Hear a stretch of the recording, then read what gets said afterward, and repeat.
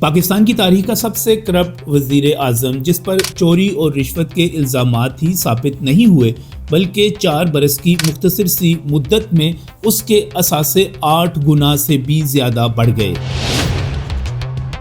تنخواہ صرف 2 لاکھ روپے ماہانہ اور ہر مہینے اثاثوں میں اضافہ 64.5 لاکھ روپوں سے بھی زیادہ۔ اور یہ اعداد و شمار تو ڈکلیئرڈ اثاثوں کے ہیں، جو ان ڈکلیئرڈ اثاثے ہیں ان کی جو مالیت ہے ان کے بارے تو پوچھئے ہی مت۔ کیا ہیں حقائق اور کیا بتاتے ہیں اعداد و شمار، آئیے دیکھتے ہیں اس ویلاگ میں۔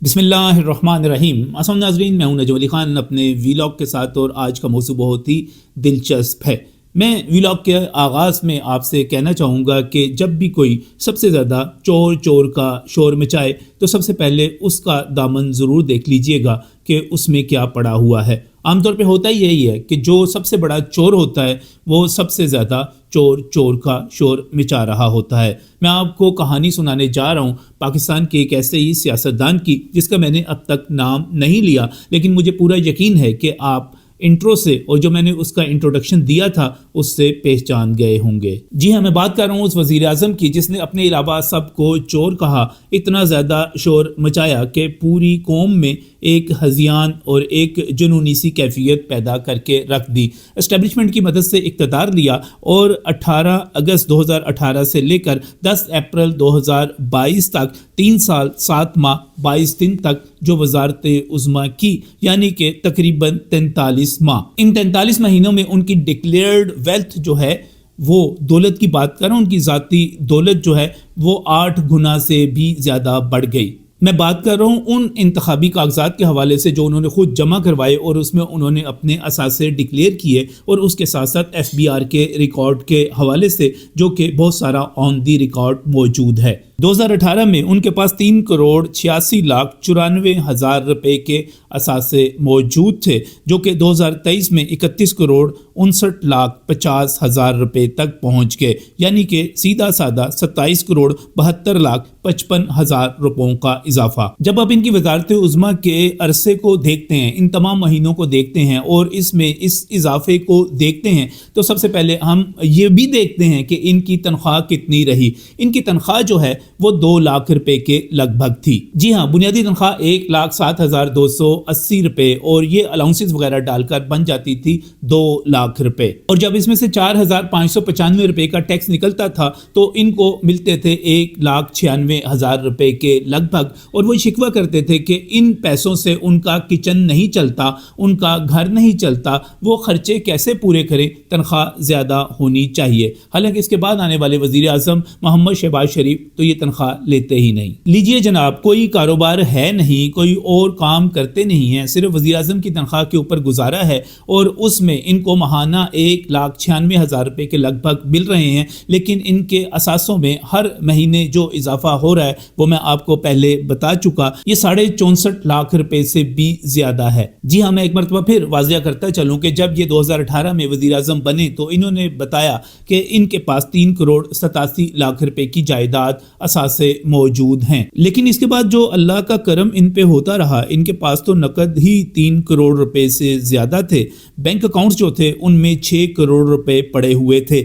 توشہ خانہ سے انہوں نے 1,18,70,187 روپے کمائے، اور اس کے ساتھ ساتھ ان کے پاس 4 بکریاں بھی تھیں جو کہ 2 لاکھ روپے کی تھیں۔ انہوں نے زمان پارک لاہور میں 148 مرلے کا جو گھر ہے اس کو دوبارہ تعمیر بھی کروایا اور اس پر 4,86,00,000 روپے خرچ کیے گئے۔ بنی گالہ کی 300 کنال زمین جو ہے اس کو تو یہ صرف اور صرف 39 لاکھ کے لگ بھگ کوئی ظاہر کرتے ہیں، کیونکہ وہ کہتے ہیں کہ یہ زمین تحفہ تھی۔ میں اس سے پہلے بنی گالہ کے حوالے سے ایک ویلاگ کر چکا ہوں اور آپ کو اس کی پوری تفصیل بتا چکا ہوں۔ اب سوال یہ ہے کہ اگر عمران خان نے اس کی قیمت خود ادا کی تھی تو اس کو وہ ریٹرنز میں اور اپنے کاغذات میں تحفہ کیوں ظاہر کرتے ہیں؟ اس کے بارے میں بھی سوال تو ہونا چاہیے۔ ان کے پاس اسلام آباد میں 136 مرلہ کوئی 50 لاکھ کی بتائی گئی، اور اس کے ساتھ ساتھ ایک پلازے میں جو شاپ ہے وہ 12 کروڑ روپے کی تھی۔ اس کے ساتھ ہی اسلام آباد میں 2 کمرے کا فلیٹ 3 کروڑ 40 لاکھ روپے کا بھی ظاہر کیا گیا. یعنی اللہ تعالیٰ نے, وہ کہتے ہیں کہ اللہ تعالیٰ کا ان پر بہت کرم ہے, وہ اتنا زیادہ کرم رہا کہ یہ 2 لاکھ روپے مہینہ کماتے رہے, لیکن 3 کروڑ 86 لاکھ روپے والے جو ان کے اثاثے تھے وہ سارے کے سارے 27 کروڑ 72 لاکھ 55 ہزار روپے تک پہنچ گئے. لیکن ذرا ایک منٹ رکیے گا, ٹھہریے گا. جب ہم یہ 27 کروڑ 72 لاکھ 55 ہزار روپے کی بات کرتے ہیں تو اس میں بنی گالا کی قیمت تو شامل ہی نہیں ہے, اور وہ بنی گالا جس کے بارے میں ایک پورا ویلاگ کر چکا, پہلے بھی آپ کو بتایا, اس کو ضرور سنیے گا, بہت آپ کو انٹرسٹنگ لگے گا, اور اعداد و شمار کے ساتھ مکمل وہاں پر حقائق بیان کیے گئے ہیں کہ کس طرح انہوں نے اپنی ایک چھپی ہوئی دولت, یعنی کہ اپنا ایک ایسا فلیٹ جو کہ لندن میں تھا اور اس کو ڈکلیئر نہیں کیا تھا, اس کو کس طرح اس کے اندر ان کیا, اور وہ آف شور کمپنی کے حوالے سے یہ دوسروں کو کہتے تھے, یہ اپنی چھپائی ہوئی جائیدادوں کے بارے میں دوسروں کو کہتے تھے, لیکن یہ خود اور ان کی ہمشیرہ علیمہ خان, اچھا یاد آیا, علیمہ خان صاحبہ کے بارے میں بھی میں آپ کو بتاؤں گا کہ ان کی UAE سے لے کر امریکہ تک وہ جو نیو جرسی کے فلیٹس ہیں وہ ساری کی ساری جائیدادیں ہیں کیا, کہاں سے آئیں, کس طرح آئیں, ان کی انکم ٹیکس ریٹرنز کیا تھی. جب یہ کہتے ہیں کہ پورا ٹبر ہی چور تھا تو پھر آپ کو میرے اگلے ویلاگ کا انتظار کرنا پڑے گا, اس میں اس کے حوالے سے تفصیل سے بتاؤں گا. واپس آتا ہوں اسی کے اوپر کہ جب ہم بات کرتے ہیں کہ جناب وزیر اعظم کے اثاثے اس مختصر عرصے میں, جو کہ وہ کوئی 3.5 سال پونے 4 سال وزیر اعظم پاکستان رہے, اس میں وہ 8 گنا سے زیادہ بڑھ گئے, اور بعض یوں تو لگتا ہے جیسے کوئی 10 گنا 3 کروڑ 31 کروڑ, لیکن یہ 8 گنا سے کچھ زیادہ بنتے ہیں, وہ بڑھ گئے. تو اس میں بنی گالا شامل نہیں ہے. وہ بنی گالا جس کے بارے میں یہ کہا جا رہا ہے کہ ایک محتاط اندازے کے مطابق اس وقت بھی اس کی مالیت 8 سے 10 ارب روپے کے قریب ہے. میں مارکیٹ پرائس کی بات کر رہا ہوں, اور اس کے ساتھ ساتھ ملک ریاض سے لیے ہوئے وہ سینکڑوں کنال جو کہ القادر ٹرسٹ کے لیے لیے گئے, اور لاہور آتے ہوئے, آپ راولپنڈی سے لاہور آتے ہوئے جب آپ GT روڈ کے کنارے پر اس زمین کو دیکھتے ہیں تو وہ بھی اچھی خاصی قیمتی زمین ہے, یقینی طور پر کئی کروڑ کی ہوگی, میں اربوں میں نہ بھی جاؤں تو وہ کئی کروڑ کی ضرور ہوگی, وہ بھی اس میں شامل نہیں کرتے. لہٰذا عملی طور پر یہ جو ملکیت ہے وہ 31 کروڑ کی تو صرف ڈکلیئرڈ ہے, لیکن اس کے ساتھ ساتھ جو چوری کی گئی, جو یہاں پر رشوت لی گئی, میں توشہ خانہ کی بات کر رہا ہوں, توشہ خانہ کچھ تو یہاں پر ظاہر کر دیا گیا, کچھ ظاہر ہی نہیں کیا گیا. اب آ جائیں پاکستان کے وزرائے اعظم کے حوالے سے. بڑے بڑے یہاں پر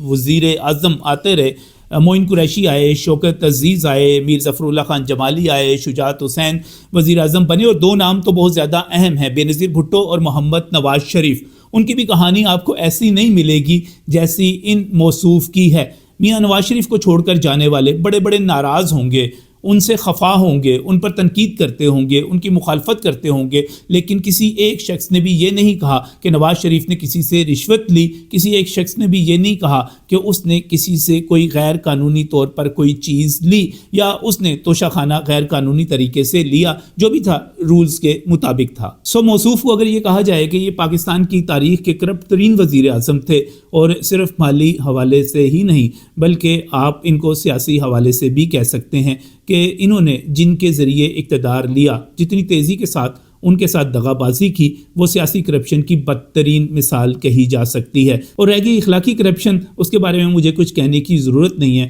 میں اپنا ویلاگ یہاں پر گندہ کیوں کروں. سب لوگ جانتے ہیں کہ جو کیلیفورنیا کی عدالت سے لے کر پاک پتن تک, اور اس میں جو یہاں پر جو کالز جس قسم کی اپنی بیٹی کی عمر کی خاتون کے ساتھ کی گئیں, وہ ساری چیزیں اپنی جگہ ریکارڈ پر موجود ہیں. تو اگر ہم یہ کہیں کہ ہم اس کو معاشی حوالے سے دیکھیں, ہم اس کو فائنینس کے حوالے سے دیکھیں, ہم اس کو مال و دولت کے حوالے سے دیکھیں, تو پاکستان کا کوئی بھی دوسرا وزیر اعظم ہمیں اس حد تک کرپٹ اور اس حد تک نیچے نظر نہیں آتا. اگر ہم اس کو اخلاقیات کے حوالے سے دیکھیں, وہاں پر بھی ان کا مقابلہ کوئی نظر نہیں آتا. اگر ہم ان کو پولیٹیکل کرپشن کے حوالے سے دیکھیں, یو ٹرنز کے حوالے سے دیکھیں, اور خاص طور پہ پاکستان کی مخالفت 9 مئی کے حوالے سے دیکھیں, غداری کے حوالے سے دیکھیں, تو اس میں بھی یہ ٹاپ پر ہیں. میں بات کروں گا اگلے ویلاگ میں علیمہ کے بارے میں, بہت ہی دلچسپ قسم کے حقائق ہیں, کیونکہ یہ پورا ٹبر ہی چور نظر آتا ہے. کس طرح, اگلے ویلاگ کا انتظار کیجیے گا.